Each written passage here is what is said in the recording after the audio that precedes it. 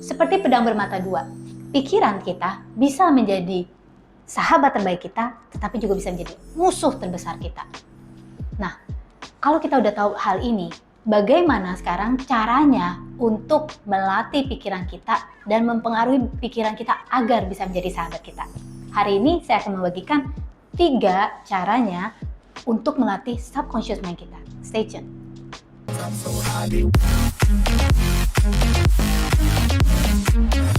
What's up everyone? Welcome back to Theta Omega TV channel, the best channel for inspirations, healing, and transformations to help you become the best version of yourself. Consider to subscribe supaya kamu gak ketinggalan konten-konten kita.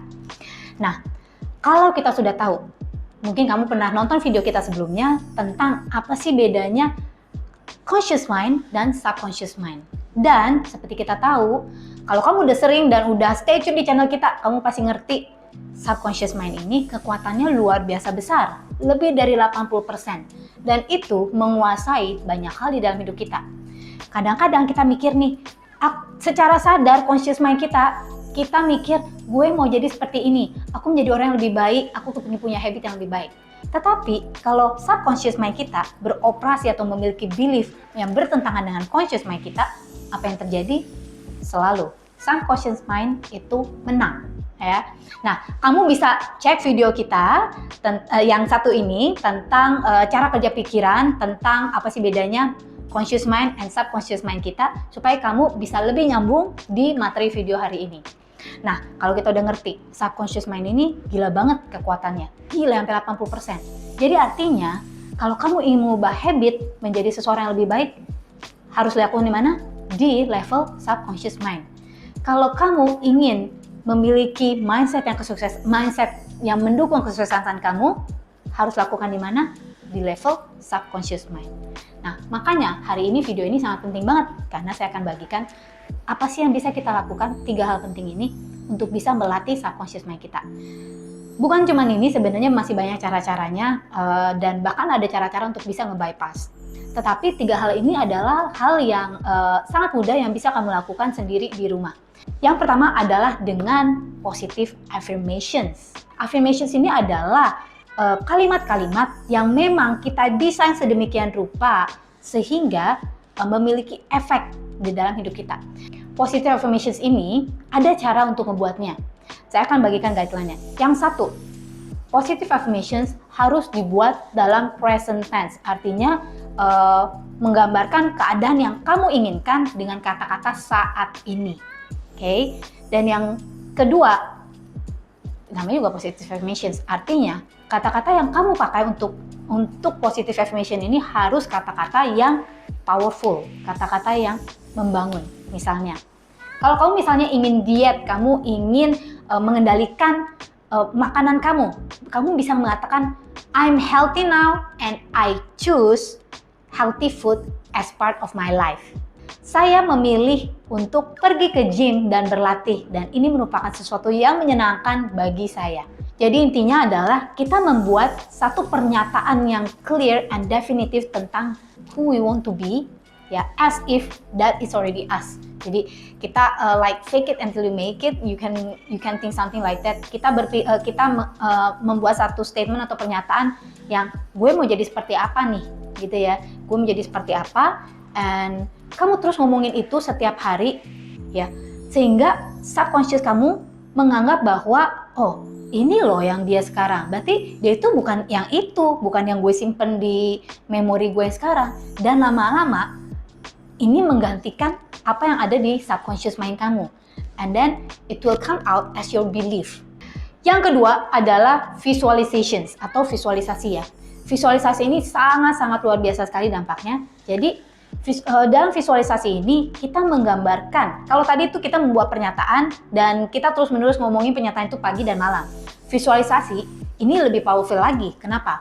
Bukan cuma pernyataan, tetapi pernyataan itu digambarkan menjadi satu video. Kenapa? Karena sebenarnya pikiran kita itu kerjanya bukan dengan kata-kata, tetapi dengan gambar. Jadi gambar yang kita masukkan ke dalam pikiran kita, itu yang akan ditangkap bahwa sebagai satu kenyataan. Dan serunya, subconscious mind kita itu nggak bisa ngebedain antara sesuatu yang belum terjadi dengan sesuatu yang sudah atau sedang terjadi.